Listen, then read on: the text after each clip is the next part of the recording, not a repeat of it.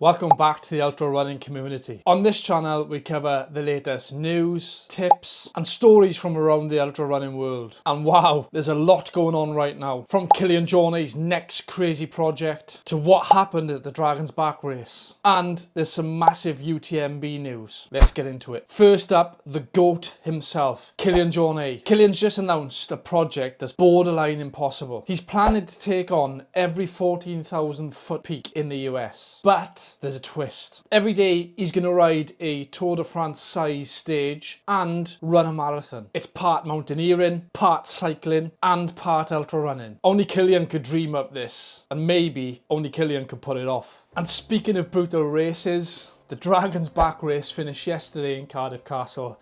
Now I took part and unfortunately had to drop out midway through day 2 due to injury, but the winner, David Parrish. David Parrish absolutely dominated the men's field and led from the start. He finished in a time of 48 hours and 40 minutes, and throughout the week the weather was absolutely biblical. On the women's side, Holly Wootton done exactly the same, led from the start and absolutely smashed it. Not only winning, but destroying the previous course record by 3 hours. She finished with an 11-hour lead over second place Geordie. Incredible performances all round. Now for those of you unaware of the Dragon's Back race, the Dragon's Back race is a 6-day multi-staged event from Conwy Castle right down to Cardiff Castle through the spine of Wales. And this year saw some absolutely terrible weather, so runners really had to dig deep. Now speaking to the medical team, they taped up 157 runners for shin splints. That just shows the amount of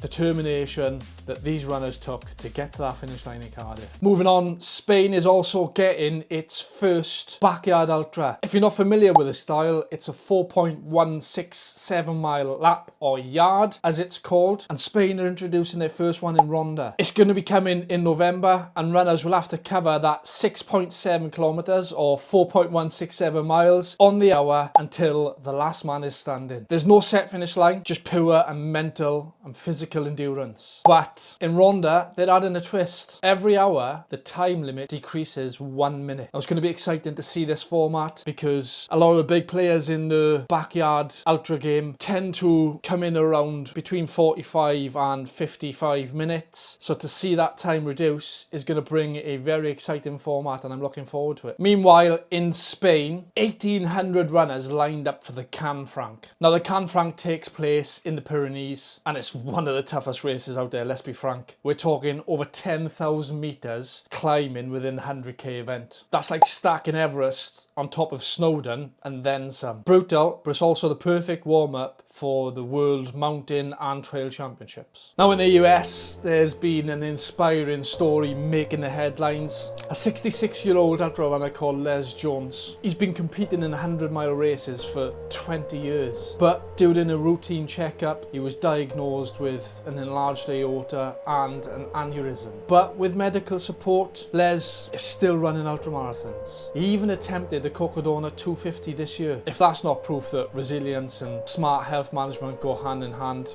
I don't know what is. Well done, Les. Now, the news moves over to India. The state of Uttarakhand is hosting its first high-altitude ultramarathon. The Adi Kailash Parikrama Ultra. This race takes place above 3,300 meters above sea level. Now, that's some serious altitude, especially living here in Wales. Think thinner air, slower pace, and there is a mandatory acclimatization period before you can start the race. Distances range right from 5k right up to 62 kilometers, and it's offering solid prize money, so I'm sure that's going to draw some attention. And now for one of our own, we move on to the UTMB. If you're an ultra runner and you didn't know this, Tom Evans from the UK has actually finished first in the UTMB after a few years of trying. Now, Tom finished in a time of 19 hours and 18 minutes. From watching interviews, what made this year different for Tom was that he stuck to his plan. He ran calm, he was data-driven, paced himself to perfection, managed the manageables like keeping himself warm when it was cold, making sure he put on his gloves and his jacket, and he was on top of his hydration and nutrition. And also, watching some documentaries, his training was spot on, and he seemed to like